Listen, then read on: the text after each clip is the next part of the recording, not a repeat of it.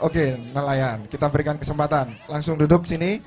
Ini Silakan. sebelum Mas, Pak, namanya siapa, Pak? Umar. Pak Umar. Ini Pak Umar, Bapak Ibu sekalian nelayan. Saya berharap juga dari obrolan ini, saya ingin Pak Umar, Siap. Kak, saya juga ingin malah mendapatkan masukan praktis. Betul. Apa yang sesungguhnya harus dikerjakan oleh pemerintah. Karena begini, pemerintah itu punya kewenangan. Tapi kalau punya kewenangan itu belum tentu punya pengetahuan. Sepakat. Betul tidak? Sepakat. Yang punya pengetahuan siapa? Nelayan. Nelayan. Yuk, jadi saya mau dengarkan. Yuk, monggo. Ya, Assalamualaikum warahmatullahi taala wabarakatuh. Saya Umar, nelayan dari Muncar. Muncar itu sebelah selatan dari Belimbing Sari, Pak. Sepakat kita perubahan? Ya.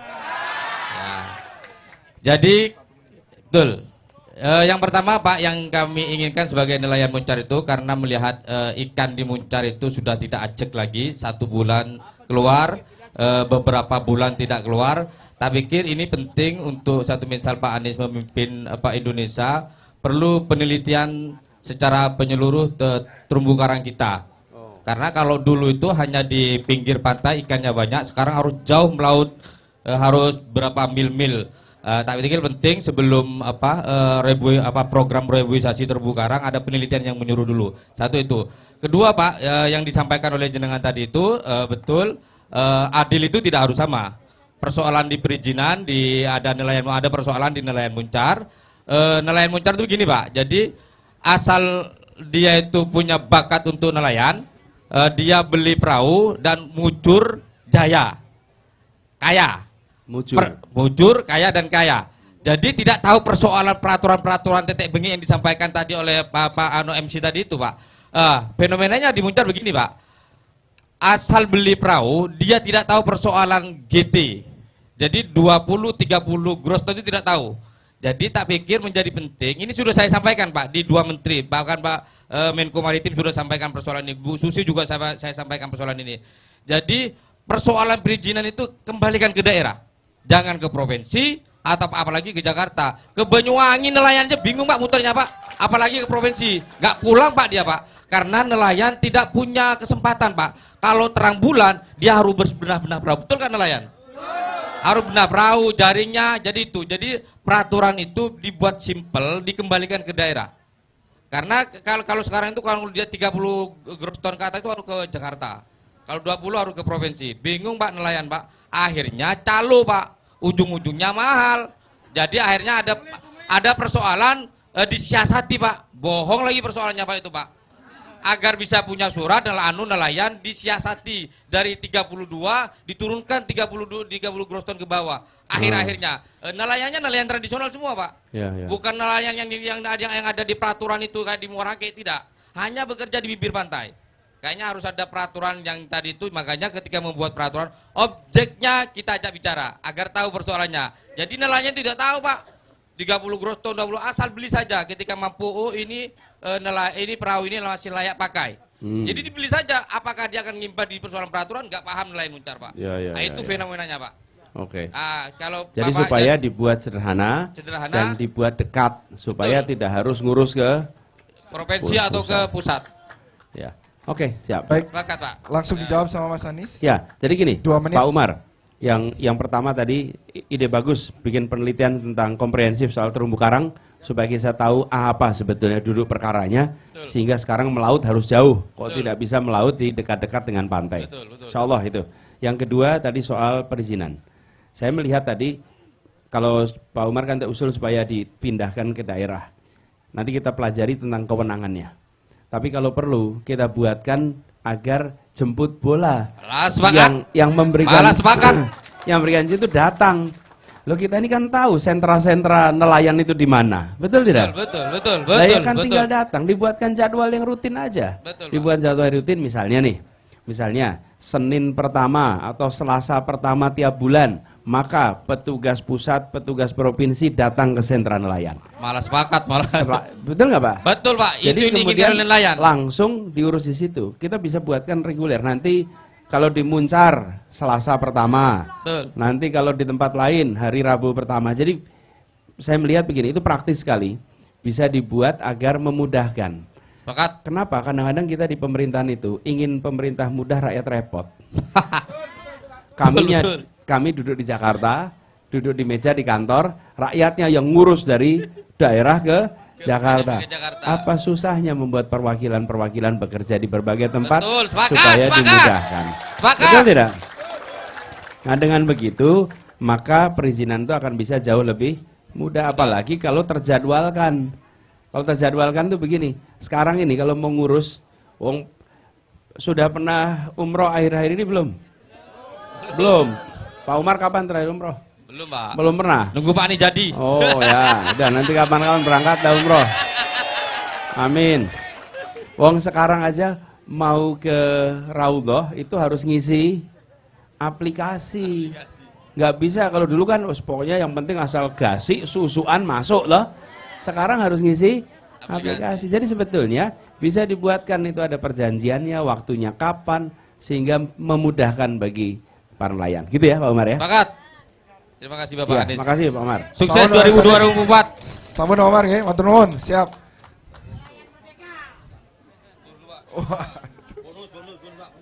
Sini. Pak Umar sini. Langsung. Sini. Ya, langsung aja. Anda pilih. Ya, baik. Sekarang sisi sebelah sini ya, nelayan. Ibu-ibu, saya ingin ibu-ibu ada sisi sini. Nelayan. Nggih, monggo. Siap. Ibu, waktunya 1 menit nggih. Monggo, silakan tanya, kenalan dulu. Assalamualaikum warahmatullahi wabarakatuh. Perkenalkan, nama saya Haryati. Saya perwakilan Bu Haryati, monggo lenggah Bu Haryati. Aduk, Pak. Aduk tibong.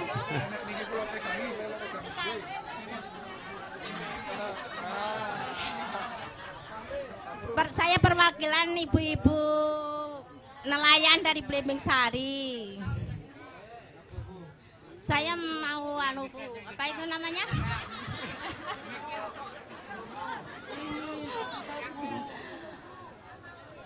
Kan nelayan Blimbing Sari itu kan kecil merana, apalagi ibu-ibunya yang lebih merana. 3 bulan Pak, nggak ada hasil. Makanya kalau Pak Anies jadi, saya minta di Blimbing Sari diadakan apa itu namanya? Apa namanya? Saya belum tahu Bu. Apa? Kayak bantuan semacam ada kegiatan ibu-ibu untuk membantu para suami yang lagi merana. Biar Apa? bisa membantu ekonomi suami gitu loh Pak, ada Ya. keterampilan apa gitu Pak. Ibu, yang Ibu pengenkan apa? Kepengennya apa? Ya keinginannya apa, ada keterampilan ibu-ibu, ada kemasukan ibu-ibu gitu biar bisa membantu ekonomi suami. Jadi seperti pelatihan gitu. Ya. Kalau selain pelatihan apa Bu? Ya. Minta uang, suami 3 bulan gak kerja Pak. Ya. Ya udah Pak, cuma itu aja. Ya usaha apa sih Pak, pokoknya ibu-ibu bisa menghasilkan apa gitu. Ya. Pemasukan Supaya bisa. bisa ada Kemasukan kegiatan usaha. untuk membantu suami. Bantu suami ya. Karena suami tidak bisa melaut gitu. Ya 3 bulan gak melaut merana, istrinya lebih merana. Iya. Memang loh. Kalau tidak ada penghasilan itu, iya tentu suami tidak dapat pekerjaan, tidak dapat pendapatan. Tapi saya mau tanya di sini, yang ngutang ke warung suami atau istri? Istri. Istri kan? Istri. Yang ditagih siapa nanti? Sedangkan suaminya merana nggak ada hasilan 3 bulan. Apa yang buat bayar? Iya. Pak? Lah ini kalau tidak dapat begitu, nggak dapat bantuan, apa yang mau diteruskan Bapak Ibu? Enggak toh? Ya oke ya. Ya cuman itu Baik, Pak. Bu. Harapan Cuman Ibu kalau boleh saya tanya lagi, pelatihan apa yang Ibu bayangkan? ya kerajinan apa yang penting ada kemasukan. Oh ya, oke. Baik, ini mungkin menarik Bapak Ibu sekalian. Gini, Bapak Ibu sekalian, ini sih, Pak? betul. Cukup ya? Ya. Jadi gini Bu Haryati, Insya Allah nanti kita jadikan sebagai program di kampung-kampung nelayan. Selain kegiatan kebijakan untuk kegiatan perikanannya, maka harus disiapkan program pendamping supaya keluarga, apakah istri ataukah anak, itu punya keterampilan agar bisa berkegiatan usaha, mungkin yang relevan dengan potensinya. Di sini potensinya apa? Lalu kemudian disiapkan pelatihan yang sama. Ya, siap Bu, itu nanti kita laksanakan. Makasih Pak. Ye. Assalamualaikum. Sampun nggih Bu? Oke, langsung jawab. Oke. Baik, saya kasih kesempatan lagi yang sebelah sini, mungkin sebelah sini. Dari nelayan. Lagi nelayan.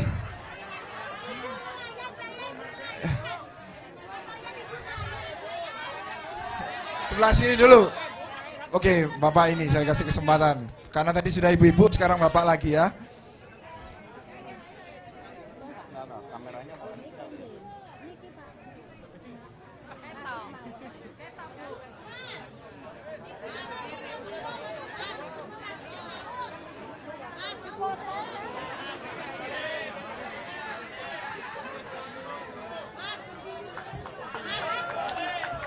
Hatur nuwun.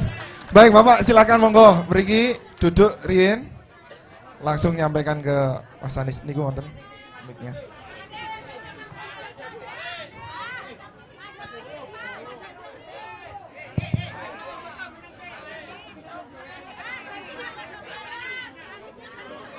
Assalamualaikum warahmatullahi wabarakatuh. Terima kasih atas kesempatan yang diberikan. Perkenalkan, nama saya adalah Yasin Maksum. Saya berasal dari Situbondo, dari kota sebelah, dari Situbondo.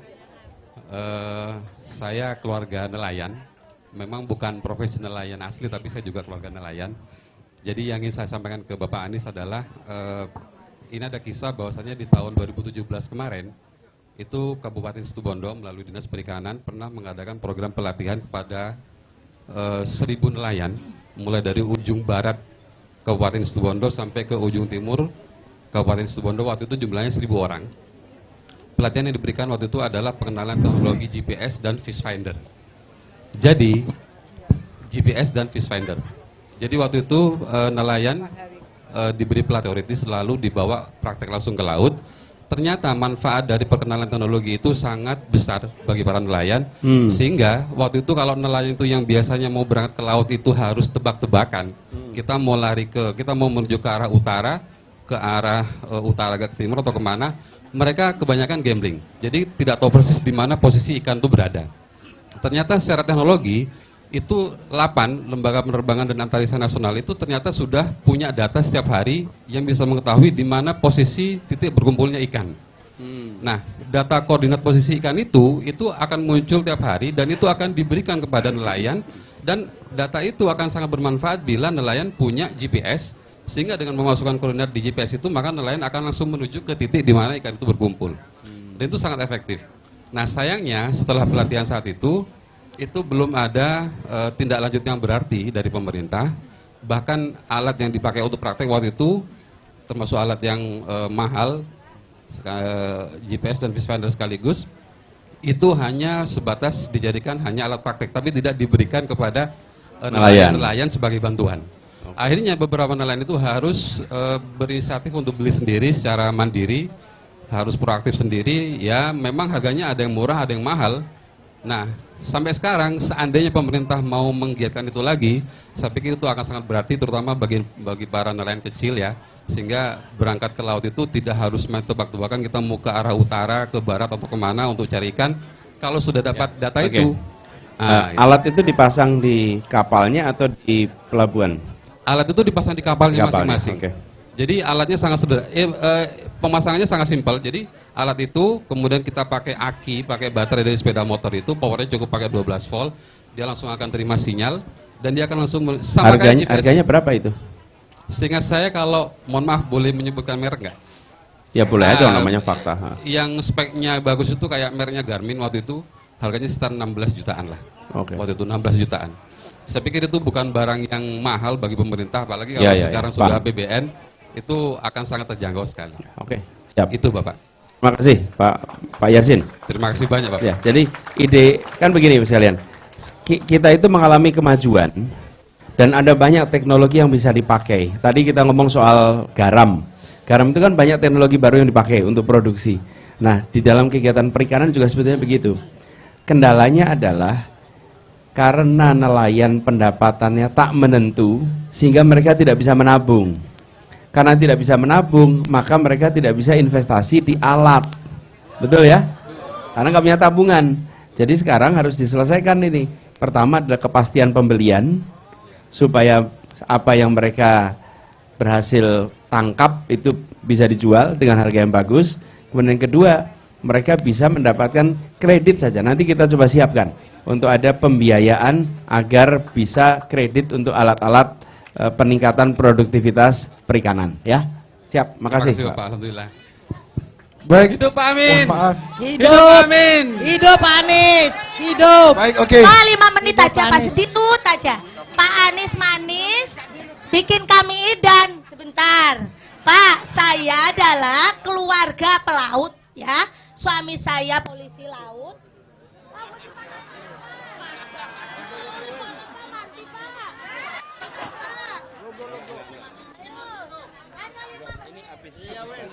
Ya, 1 menit ya Pak. Saya namanya Bu Nadiro, Fatayat Blimbing-Sari. Permintaan saya cuma 2. 1, karena jenengan sudah ada di wilayah Blimbing-Sari ini ya, warga Pantai Blimbing-Sari mohon dikasih modal usaha. Ya, Orang setuju belum apa jadi. tidak? Yang kedua, Fatayat Blimbing-Sari mohon diayomi dikasih pelatihan. Nggih, terima kasih. Wabillahi taufik wal hidayah. Wassalamualaikum warahmatullahi wabarakatuh. Pun nggih, lega kula pun. Baik, nggih, saya mengingatkan kembali nggih pada Bapak Ibu semuanya. Pak Anies ini tertib, maka kita harus tertib juga, setuju? Oke, Mas, baik. Mas. Nggih, matur nuwun. Mas. Assalamualaikum, Mas. Assalamualaikum. Ini ada mantan gurunya Pak Anies ada hadir di sini dari Jogja. Masya Allah. Ingin ketemu dengan muridnya.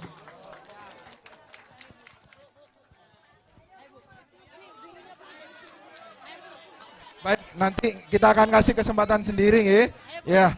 Baik, kita teruskan terlebih dahulu. Baik. Oke, tadi satu pertanyaan lagi ya. Satu pertanyaan lagi, boleh angkat tangan?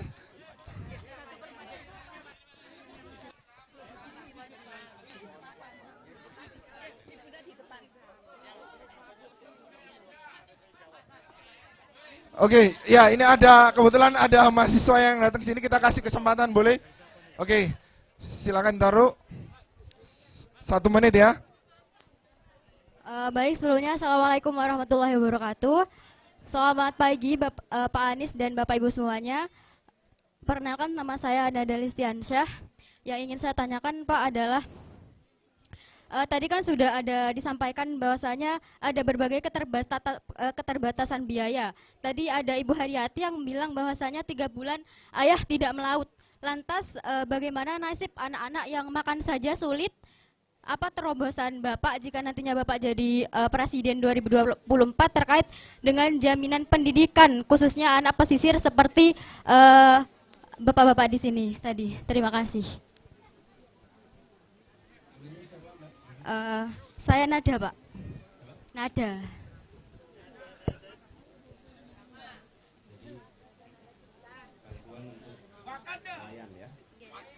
Tadi kan disampaikan bahwasanya di sini makan saja sulit gitu Pak. Apa nanti ketika Pak Anies insya Allah akan terpilih menjadi presiden gitu, apakah terobosan Bapak untuk menjamin pendidikan dari anak-anak nelayan khususnya anak-anak pesisir di sini agar mereka juga punya akses pendidikan yang baik seperti itu? Terkait dengan pendidikan, kami akan siapkan atau memastikan bahwa jumlah bangku, jumlah ruang kelas, dan jumlah sekolah memadahi di kampung-kampung nelayan di seluruh Indonesia. Sehingga kampung-kampung nelayan tidak kekurangan ruang kelas. Jangan sampai, misalnya contohnya nih, anaknya 100, tapi ruang kelasnya cuma nampung 50. Apa yang terjadi? 50 yang sisanya tidak bisa sekolah. Nah seringkali SD-nya cukup, tapi SMP-nya kurang, SMA-nya kurang. Jadi kalau SD memang pada dapat, karena SD banyak, tapi SMP dan SMA. Saya ingin pastikan itu. Yang kedua, memperbanyak sekolah vokasi di bidang perikanan, kemaritiman, di kawasan-kawasan pesisir, sehingga anak-anaknya bisa melakukan kegiatan perikanan, kemaritiman dengan pendidikan yang lebih baik, dengan keterampilan yang lebih baik. Lalu yang ketiga adalah bantuan biaya. Jadi kami akan berikan bantuan biaya tambahan. Kalau selama ini kita sudah ada KIP, maka itu akan ada KIP Plus, di mana ada tambahan biaya yang diberikan untuk tambahan bantuan kalau lulus SD, supaya tidak putus sekolah. Karena pas lagi pindah dari SD ke SMP itu biayanya paling mahal. SMP ke SMA itu yang mahal. Nah, di situ kasih bantuan khusus. Dengan begitu mudah-mudahan nanti tidak ada yang putus sekolah. Gitu ya. Makasih Nada. Sama-sama Pak. Dari kampusnya mana? Dari Universitas Bakti Indonesia, Ya. di Seraten. Baik, terima kasih Mbak. Oke, saya kasih kesempatan, masih ada kesempatan satu lagi.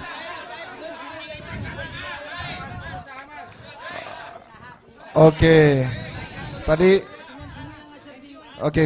oke, guru yang ngajar lain boleh. Silakan duduk sini. Selamat ya.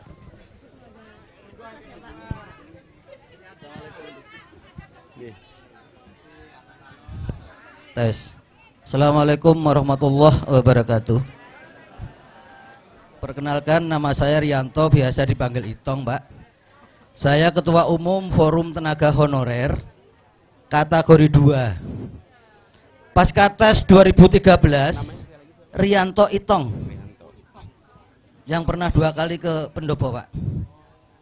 Alhamdulillah, terkait dengan apa yang disampaikan oleh adik kami mahasiswa, perlu Pak memang rombel dengan jumlah guru yang ada di nelayan itu. Memang sekarang ini yang PNS sudah purna tugas, sekarang dilanjutkan oleh tenaga pendidik dari tenaga honorer yang notabene ex-THK 2 sampai hari ini belum tuntas penyelesaiannya.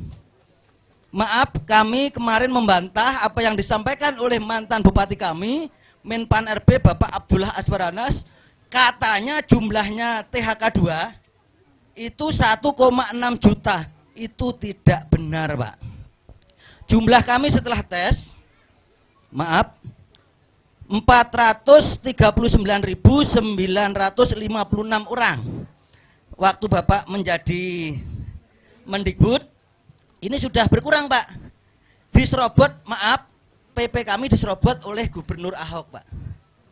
Ya, jumlahnya 5.000 tenaga guru honorer GBS, guru bantu swasta DKI, menyerobot PP kami. Seharusnya 439.000 ini seharusnya tahun 2019 sebelum Pilpres itu sudah tuntas. Karena kesepakatan rapat dengar pendapat Komisi 2 DPR RI, di situ ada dijelaskan juga bahwa XTHK 2 akan dituntaskan sebelum masa Pilpres 2019. Bapak masih ingat betul itu. Kemudian dikurangi 30%, 30.000 dari jumlah THK 2 yang bodong, Pak, atau mal administrasi, atau ada juga di Banyuwangi gudangnya PNS nyogok. Itu sudah kami laporkan, Pak, ke Ombudsman, sekarang dipecat, Pak. Nah, singkatnya, Pak, kami THK 2 tinggal 200.000.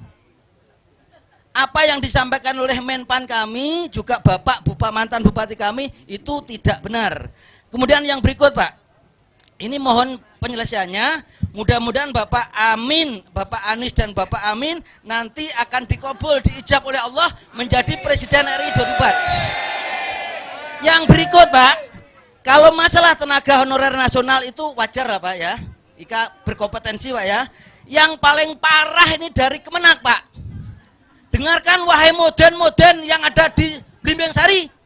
Kalian pernah ikut tes 2013, dinyatakan lulus, Sampai hari ini belum mendapatkan SK, Pak. Kacau nggak, Pak? Ini se-Indonesia, Pak. Moden itu kalau di Kemenak namanya pembantu petugas pencatat nikah, ya. Ikut tes 2013, dinyatakan lulus, sampai hari ini belum tidak mendapatkan SK. Kemarin kami lacak ke Kemenak, ke BKN, ke Kemenpan RB, mereka semua saling lempar handuk. Tolong Bapak Anies menjadikan prioritas P3N ini. Billahi taufiq wal hidayah. Wassalamualaikum warahmatullahi wabarakatuh. Amin. Amin. Amin. Terima kasih, Pak. Insya Allah datanya nanti kami sampaikan ke pendopo, Pak.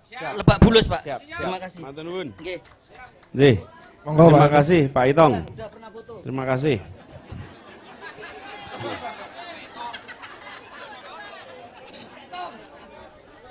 Pak Itong ini mantap nih Pak Itong ini.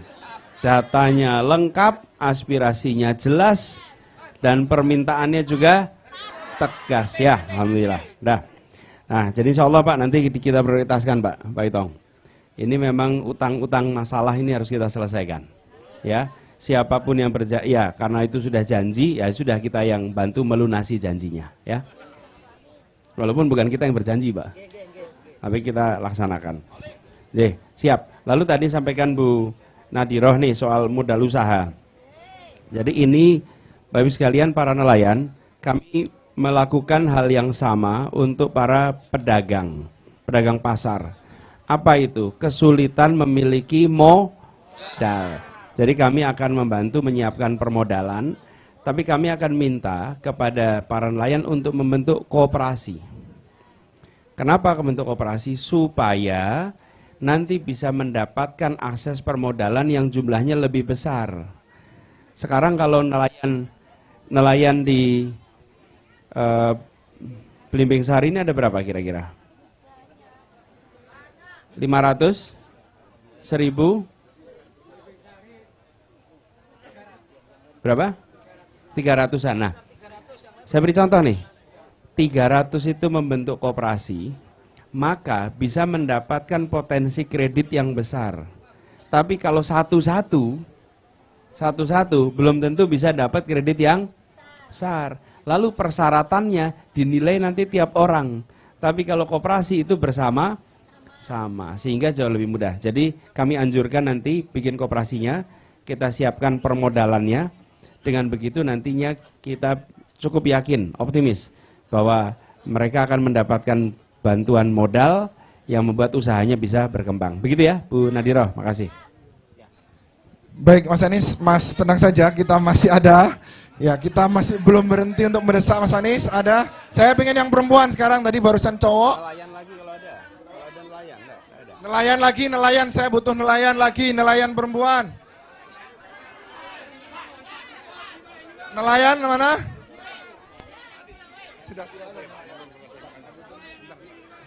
Mohon kerjasama dan keterlibataannya, saya butuh nelayan. Nelayan. Oke Bapak, itu nelayan, itu yang pakai baju biru, nelayan.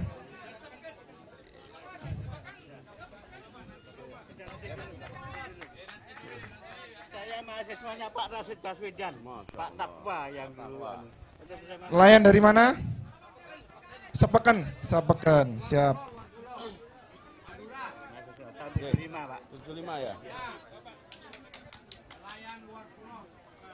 Bismillahirrahmanirrahim. Assalamualaikum warahmatullahi wabarakatuh. Salam perubahan. Terima kasih. Kami jauh-jauh dari pulau, perjalanan menempuh 18 jam lewat kapal kayu. Kami mendesak ke sini. Namanya desak Anies kan? Jadi sekarang kami mendesak Anies. Jadi persoalan-persoalan ke pulau itu banyak, Pak. Baik dari persoalan kesehatan dan persoalan nelayan dan tani. Persoalan kesehatan, kami jauh, letak geografis kami jauh dari perkotaan.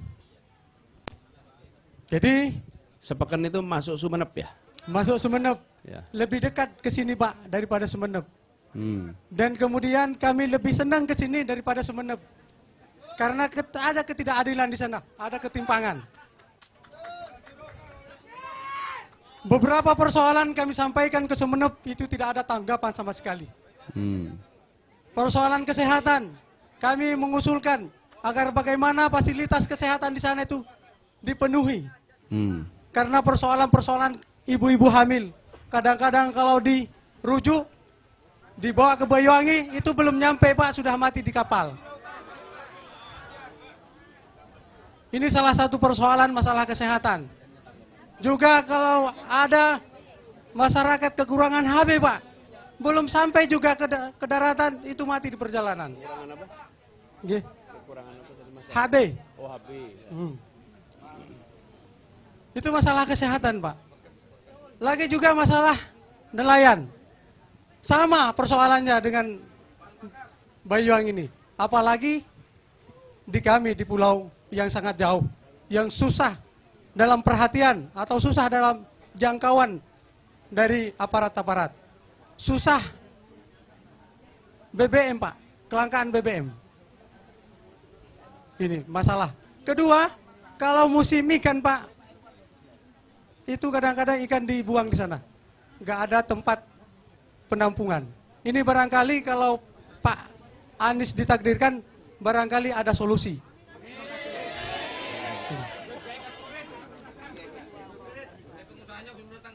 Kemudian persoalan nelayan ini Pak, banyak nelayan pendatang ke pulau kami. Nelayan kami di sana nelayan tradisional, tapi banyak pendatang-pendatang yang dari luar. Jangan sampai kata menteri apa itu, katanya ikan Cina lepas ke Indonesia. Jangan sampai seperti itu Pak. Ya. Jadi barangkali ini kami ngumpul ini Pak, banyak orang ini. Dari pengusaha ini. Ini mendesak Pak Anies ini datang ke Sapeken. Kami siap patongan untuk transportasinya. Ya Pak. Kami siap. Ini sudah siap ini. Ini dari Sapeken ya, datang Ya. sini. 18 jam jenengan sampai 18 sini. jam. Sapeken itu banyak pulau Pak.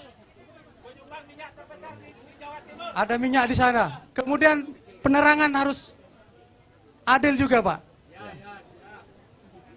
Nah. Oke, ya siap. Namanya siapa? Wawang Pak. Terima kasih Pak Wawan. Ya, terima kasih. Jadi gini, Pak Wawan terima kasih sudah memilih untuk datang ke sini walaupun perjalanannya panjang. 18 jam perjalanan ke sini, luar biasa. Dan tadi yang disebut sebagai masalah kesehatan itu, Pak Wawan, kami merasakan seperti Bapak.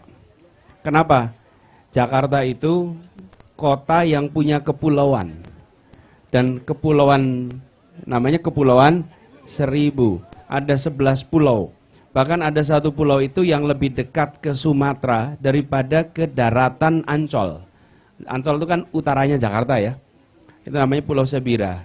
Lalu alhamdulillah yang kita lakukan terkait kesehatan itu, kita menyiapkan namanya ambulans, kapal ambulans.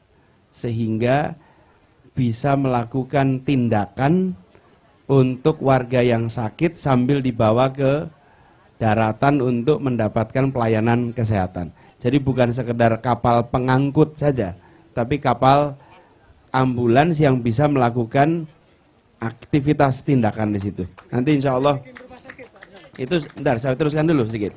Kenapa itu dilakukan? Itu dilakukan untuk pasien-pasien yang ketika dilakukan tindakan di Pulau Seribu, ternyata harus ada tindakan tambahan. Jadi puskesmas ada, kemudian ada puskesmas yang fasilitasnya seperti rumah sakit, klinik. Nah itu kita miliki. Nah kalau di sana belum ada, ya itu harus dibuat juga. Jadi dibuatkan fasilitas pusat kesehatannya, bisa rumah sakit, RSUD, bisa puskesmas plus, kemudian disiapkan ambulansnya. Kemudian supaya itu bisa membuat warga di sana punya rasa tenang. Itu kesehatan. Lalu yang terkait dengan nelayan pendatang, Menurut Pak Wawan, apa yang harus dikerjakan Pak kalau nelayan pendatang ini? Batas wilayahnya Pak. Selama ini ya batas kerjanya Pak. Sekarang tidak melihat lagi ke situ Pak. Bahkan kami beberapa kali menyampaikan ke DKP pusat, ke provinsi, jangankan ke kabupaten seringkali. Ini tidak ada kunjung. Oke, siap. Jadi soal regulasi pembatasan ya. Oke, siap. Baik, Pak Iwan, terima kasih banyak. Terima kasih. Salam buat semuanya. Doakan saya bisa sampai sepakan, Pak. Matur nuwun Pak, nggih, pun. Silakan kembali ke tempat. Kenang-kenangan.